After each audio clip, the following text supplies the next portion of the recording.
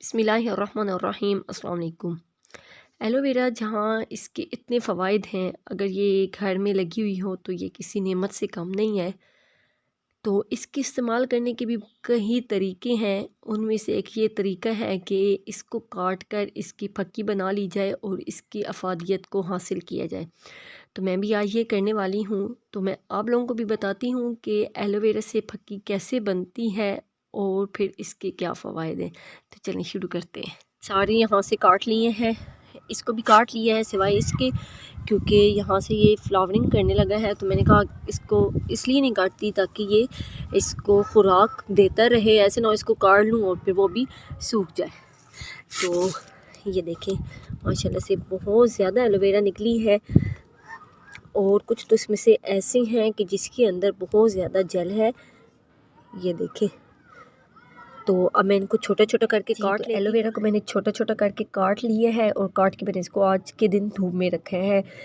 तो और इसको इसलिए छोटा छोटा काटा है ताकि इसको सूखने में आसानी हो। बड़े बड़े होंगे तो ये सूखने में इसको मुश्किल होगी, तो इस तरह ये जल्दी सूख जाएगा। ये नींबू के छिलके हैं, इसके अंदर से मैंने रस निकाल लिया। ये नींबू ये बहुत अच्छा होता है पेट दर्द के लिए, हाजमे के लिए। तो जब ये भी सूख जाएगा तो इसके साथ ही फिर इसको मिक्स करके ग्राइंड कर लेंगे। इसके अलावा जो हमने चीज़ डालनी है वो ये है, अजवाइन है और ये सौंफ है और ये अनारदाना है। अनारदाना थोड़ी सी मिकदार कम है, इसमें हम ज़्यादा ऐड कर लेंगे। और दूसरा ये है कि इन दोनों को आपने सही छान के साफ़ कर लेना, बल्कि तीनों को। तो अब मैंने क्या करना है कि ये जो अजवाइन है ये इसके अंदर मिक्स कर दूँगी, यानी सौंफ, अजवाइन और ये। अब ये है कि ये भी जल्दी सूख जाते हैं, बल्कि ये तो होती ही खुश्क है। इसके अंदर इसको इसलिए मिक्स कर लें, देखें ना, ये जो इसका अंदर से मवाद है तो ये बिल्कुल इसके अंदर रच बस जाए, यानी ये जो हम लोग मसाला जात इसके अंदर ऐड कर रहे हैं, तो इसलिए ये अब सारा मैंने इसके अंदर ऐड कर लिया है।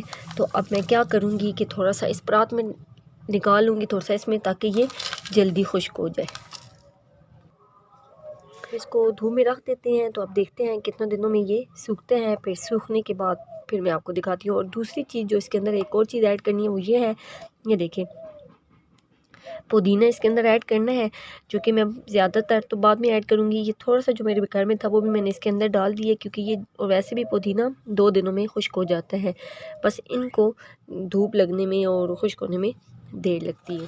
ये देखें बहुत हद तक सूख गई है, लेकिन अभी भी कसर बाकी है। ये देखें ये कैसे हो गई है, आपको आवाज़ आ रही होगी। यहाँ से भी कुछ सूख गई है और कुछ बाकी है। लेकिन अगर ये परात में ना होती, मैं ऐसे ही ज़मीन में कोई कपड़ा बिछा के इनको रखती, तो ये तो दूसरे दिन ही सूख जाती और ये भी तकरीबन सूख गए। बस इसके अंदर भी थोड़ी सी कसर बाकी है, वरना आवाज़ें तो आ रही हैं। ये देखिए, बस 1 से 2 दिन और लगेंगे और फिर हम इसकी फक्की बना लेंगे। और एक और चीज़ जो कि मैंने ऐड की है वो है अनार के छिलके, जो कि बहुत ही अच्छा है जो बच्चों को पेचस लगते हैं, मोशन, उनके लिए। अब ये बिल्कुल खुश्क हो चुकी है, ये आवाज़ से ही समझ में आ रहा है। और ये देखें ये हाथ से ही टूट रहे हैं।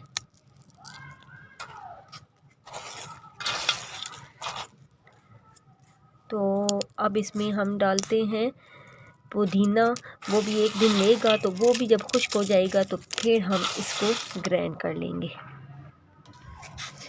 ये पुदीना भी मैंने अच्छी तरह से धो दिया था।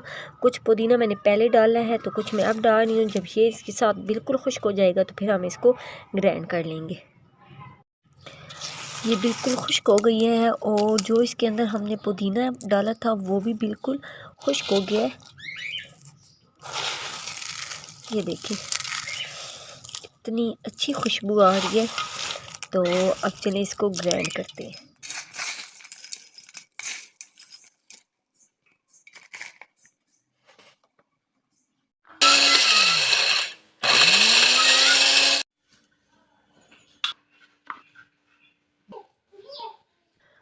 अब सबसे आखिर में जो चीज़ ऐड करनी है वो है काला नमक।